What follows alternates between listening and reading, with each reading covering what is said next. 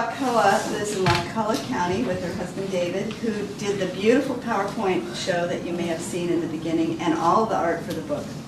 They're a real rockin' pair, and they don't stay up late though. And Crystal is, as I said, a psychotherapist, a writer, and an activist in Wakulla County. So let's welcome her. She's a good friend of many of us.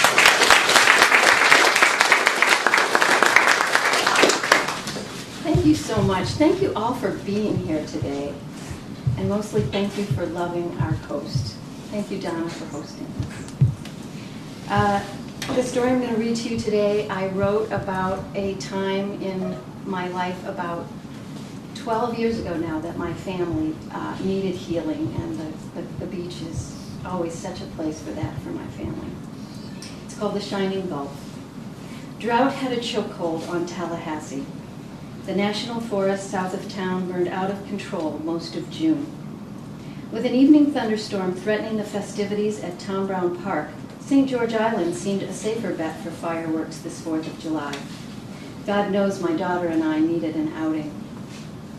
Nice to breathe some fresh air, huh, honey? I said, watching Lumen stick her feet out the car window as we cruised the familiar route from Tallahassee to St. George. Panacea, Ocklackney Bay, St. Teresa, Carabel, each town like a native wildflower, hardy, singular, lovely, leading us to the ragged bloom of East Point, fragrant with the briny scent of so many memories spent at the beloved beach across the bridge. In my mind's eye, I pictured fireworks shot high over the Gulf, but a hand-painted sign directed us to the bay side of the island. We parked at Harry A's bar and walked back down the road to the growing crowd, claiming space with their blankets on the thin strip of flat, scruffy shoreline, sprouting marsh grass and sea oats, affording a fine view of the sky above Apalachicola Bay.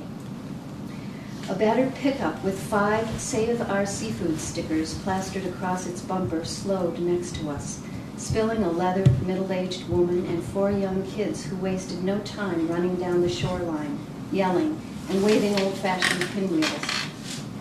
We settled on our quilt at the edge of the crowd, scaring the fiddler crab off into the marsh grass. 4 shirtless teenage boys in blue jean cutoffs ambled by, sneaking peeks at Lumen, her arms wrapped around her legs, chin on knees, thick blonde curls rolling down her back. Masquerading as any aloof 16-year-old, she was quietly tending her broken heart, having said her last goodbye to her dad, who had died just 7 days earlier. Lumen's dad and I had been apart for a decade, but I was present at his death and unexpected healing for both of us. Cars and trucks streamed across the bridge in a steady flow.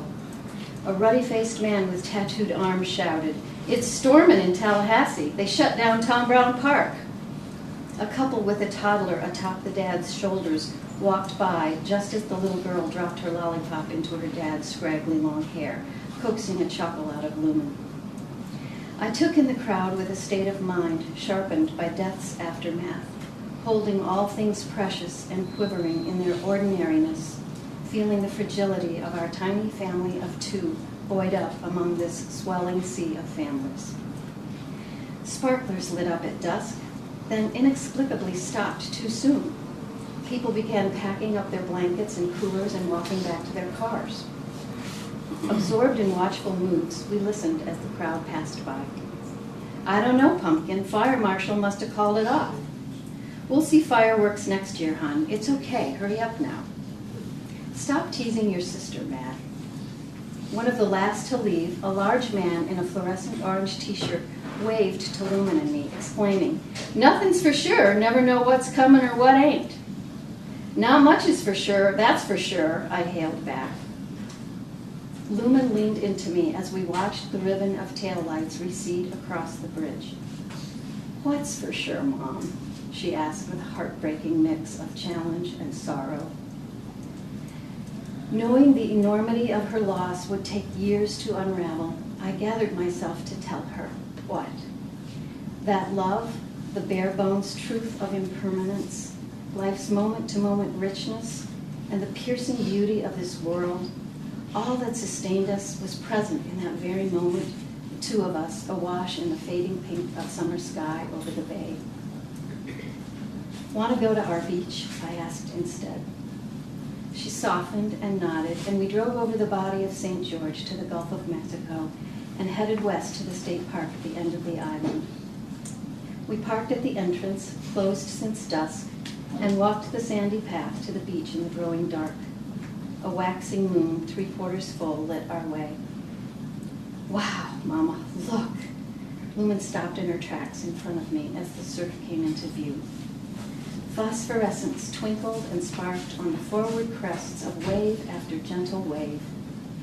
We stood there, entranced by the starry seascape, an ocean of fireflies, a jazz riff of liquid light.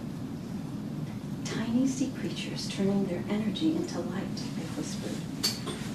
We get to see fireworks after all, Lumen responded in wonderment.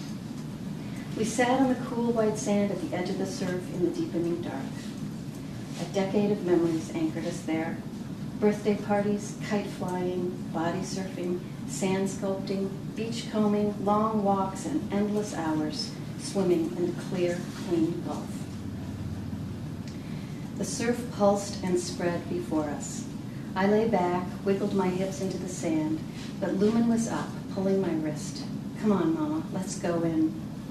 The water was cool against our legs. We waded in together, scooped at the phosphorescence that sifted through our fingers, refusing to be caught. And then she was off. Lumen dove and came up splashing me, teasing me, her face lit up like I hadn't seen in months. We swam out to the calm water and floated on our backs together under the shining moon.